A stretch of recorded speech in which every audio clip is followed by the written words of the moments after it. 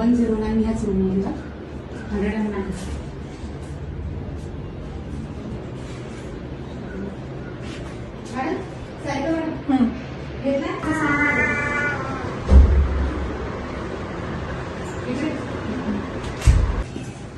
इधर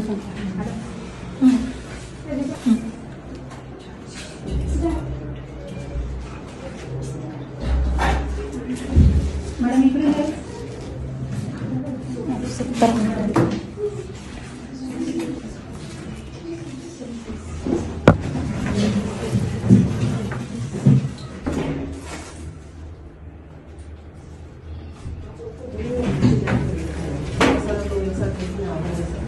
किती आहे तिकडे?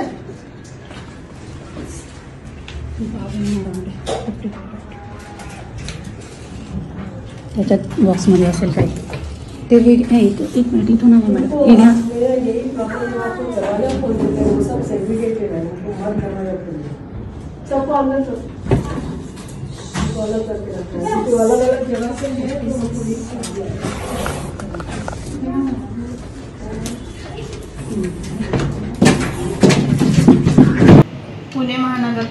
पुणे महानगरपालिकेच्या आरोग्य पशुवैद्यकीय विभाग व SPCA डिस्ट्रिक्ट SPCA आणि पोलीस प्रशासन यांच्या मार्फत मार्बल बाउंटी येथे 13 फेब्रुवारी रोजी आम्ही जॉईंट ॲक्शन घेण्यात आलेली आहे. आणि त्या जॉईंट ॲक्शनमध्ये आम्ही ज्या वेळेला त्या 9th फ्लोअरला गेलो तिथे आम्ही 300पेक्षा अधिक मांजरी ह्या आम्ही तिथे आढळल्या आहेत.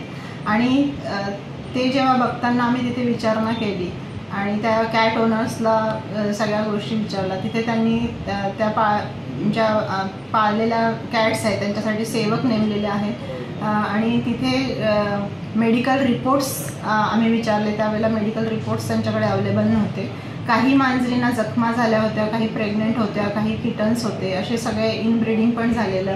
म्हणजे हे सगळं आम्ही जे बघत होतो ते SPCA 1960 ॲक्टनुसार तिथे त्या सगळ्या गोष्टी आम्हाला आढळून आल्या नाही. आणि एवढं ओव्हरक्राऊडिंग आणि त्या सगळ्या गोष्टी बघता SPCAनी आणि महानगरपालिके म्हणून आम्ही ॲक्शन घेतलेली आहे. व त्या लवकरात लवकर तिथून स्थलांतरित करण्यासाठी आम्ही त्या कॅट ओनर्सला नोटीससुद्धा दिलेली आहे. SPCAनी पण नोटीस बजावलेली आहे व त्यांनी आम्हाला 48 तासात आम्ही सगळं डिसिजन घेऊन यांना योग्यरित्या चांगल्या ठिकाणी शिफ्ट करतो असं त्यांनी कमिटमेंट केलेलं आहे. पण अद्याप असं त्यांनी होताना दिसत नाही आहे. तरी त्यांनी परत काल मला त्यांचा कॉल आला आणि त्यांनी सांगितलेलं आहे की आम्ही 2 दिवसात ह्या सगळ्या 2 ते 3 दिवसाची मुदत अजून त्यांनी आम्हाला मागितलेली आहे. आणि त्या 3 दिवसात त्यांनी शिफ्ट करावं असं प्रशासनाचं पण म्हणणं आहे. ते कुठे शिफ्ट करणार आहेत त्या संदर्भात काय माहिती आहे का? आणि एवढ्या मोठ्या प्रमाणात मांजरी पाळण्याचं नेमकं कारण काय समोर आहे? तुम्ही चर्चा केली असेल. साधारण किती वर्षापासून तिथं त्या मांजरी होत्यात किंवा थोडंसं त्याबद्दल सांगा. त्या आम्हाला सांगतात की ज्या कॅट्स आहेत त्या अबॅन्डन्ड आहे आणि त्यांना एक कोणी आम्हाला अडॉप्शनला दिलेले आहे हे सांगत आले. मागच्या वर्षी पण त्यांच्यासोबत जेव्हा मी बोलले होते तेव्हा त्यांनी म्हटलं होते की एक प्रोजेक्ट करते आहे आणि त्या प्रोजेक्टबद्दल डिटेल त्यांनी काही सांगितलं नव्हतं. आणि त्या प्रोजेक्ट अंतर्गत आम्ही ह्या सगळ्या कॅट्स आमच्याकडे ठेवलेल्या आहेत. ते झालं की आम्ही तुम्हाला सांगू वगैरे मिनिस्ट्री लेवलला आम्ही सगळं याचं प्रोजेक्ट लेवलचं म्हणजे त्या बोलत होत्या. पण म्हणजे असं काही मला आय डोंट नो की काय पर्टिक्युलर रिझन आहे एवढं त्यांनी वाढवून घेतलेले आहेत. कारण ज्या पद्धतीने 70-80 ज्या वेळेला होत्या आणि त्या आता एकदम 300च्या वर व्हायला लागलेल्या आहेत. तर कुठेतरी ते ब्रीडिंगच होत आहे आणि ब्रीडिंग इल्लिगल ब्रीडिंग असतं. ब्रीडिंग करतानाही तुम्हाला प्रशासनाची किंवा ॲनिमल हजबंडरी कोणी त्यांचं परवानगी घ्यावी लागत असते. हे सगळं होताना दिसत नाही आहे. ह्या ज्या मांजरी ज्या आहेत ते कुठे शिफ्ट करणार आहेत? तुमच्यापर्यंत काय माहिती आली का? त्यांच्याकडनं कुठे शिफ्ट करणार आहेत किंवा आता पुढचं कसं असतं? त्यांच्या बहिणींनी मला सांगितलेलं आहे की ते खराडी येथे त्यांनी एक जागा घेतलेली आहे. त्या खराडी ठिकाणी ऑलरेडी त्यांच्या 50-60 त्या मला मागच्या वेळेस म्हटलं होतं की शिफ्ट केलेल्या आहेत. आणि आता त्यांनी परत तिथेच खराडी या भागात आम्ही शिफ्ट करतोय हळूहळू. त्यामुळेच मुदत त्यांनी मागवून घेतलेली आहे.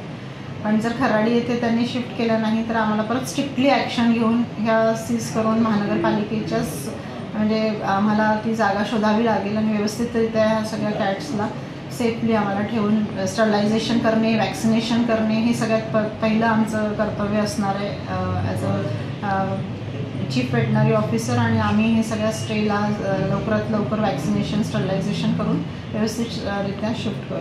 तुम्ही तुमचा अनुभव सर्व सांगितला. तुम्हाला अनेक फोन येतात, अनेक तक्रारींचे तुम्ही सांगितलं देखील.